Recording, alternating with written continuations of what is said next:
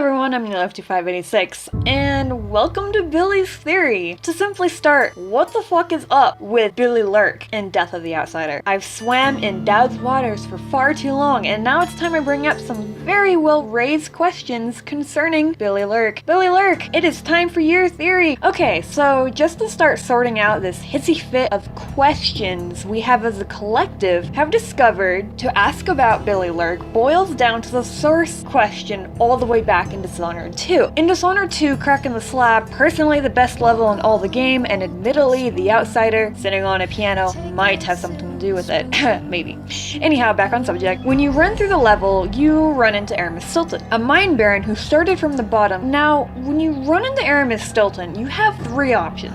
You can either kill him, save him from the ritual, or none of the above, and let him attend the ritual as he previously did. Now, if you scour the manor, you'll actually be able to find a few notes actually regarding Billie Lurk or Megan Foster, as you know her in Dishonored 2. If you listen to the audiograph on the Dreadful Well, you can actually hear that she was actually there the night of the ritual when she lost her eye and arm trying to get into Stilton's manor 3 years ago, only to be surprised by the Grand Guard. That's how she lost her hand and eye. So the Royal Protector is headed into the Dust District. Corvo says he hasn't been back in a long time. I can't blame him for that. According to Sokolov, he'll be trying to get into Aramis Stilton's house. Not easy. I've tried.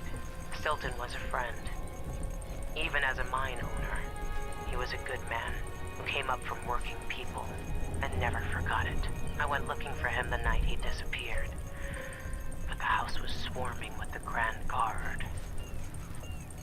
I showed them what I was worth, but it cost me. I'll live to see that score settled.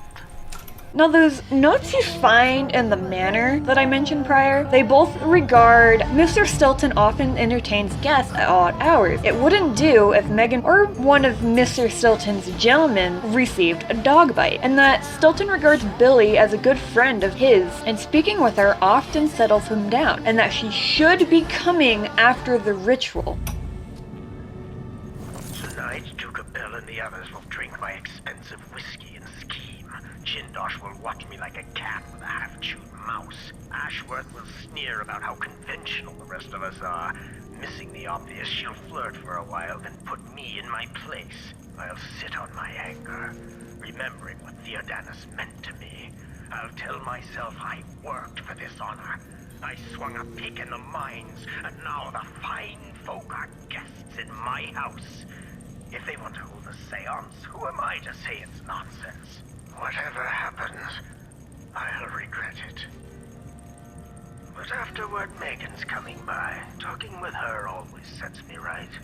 Megan claims Stilton was a good man, at odds with the Duke.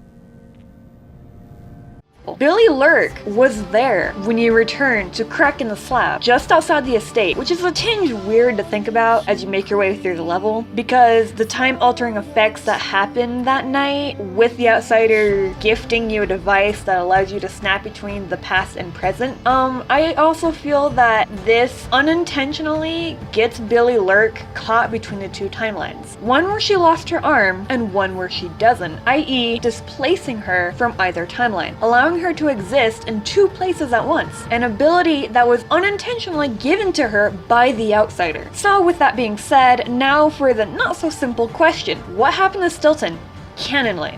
That's a trick question, because if you think about it, anything you choose is canon. But because she can displace or swap between the two versions of herself, i.e. the one with her arm and the one without, we even see that some of her wanted posters have her eye, while others it's missing, implying that using her displace ability also swaps between her two versions to be in two places at once to swap between them. But think of it like this. It's just like Emily's doppelganger swap ability, except that one of the doppelgangers is missing an arm and eye. Now, whether this ability is a temporary swap, i.e. you switch between the two versions of herself for a brief moment before returning to her canon self, or if it's just something that you swap out every time you use her displace ability, is a bit questionable. Because as as it has been pointed out, Billie has her arm in one part of the level, and then it changes during the same level to have her void arm instead. So the fact that she's going back and forth between having her arm and then not having her arm is causing a lot of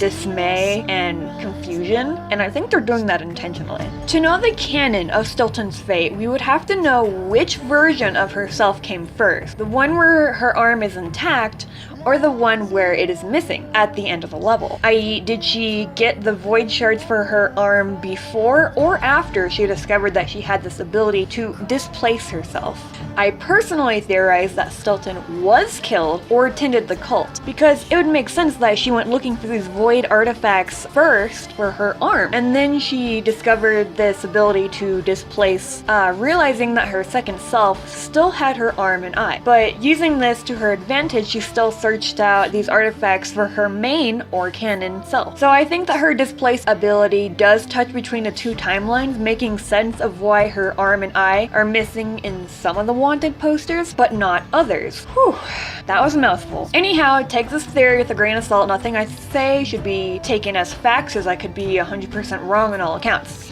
Also to note, on the note of upgrading abilities, as Billie, I theorize that instead of runes to unlock new powers/abilities, it's bone charms that you use instead, because bone charms are not in direct correlation to the outsider, but instead draw their power from the void, where Billie is also getting her power. So I see this as a type of bone charm crafting situation, where you can either sacrifice bone charms to level up abilities, or keep them and use their inherent ability as a bonus. So that being said, I also feel that this would make them a tinge more sparse than they previously were in the past 2 games. Okay, so this has been NewlifeOP 586, TheKingStudioz signing out, guys. Bye!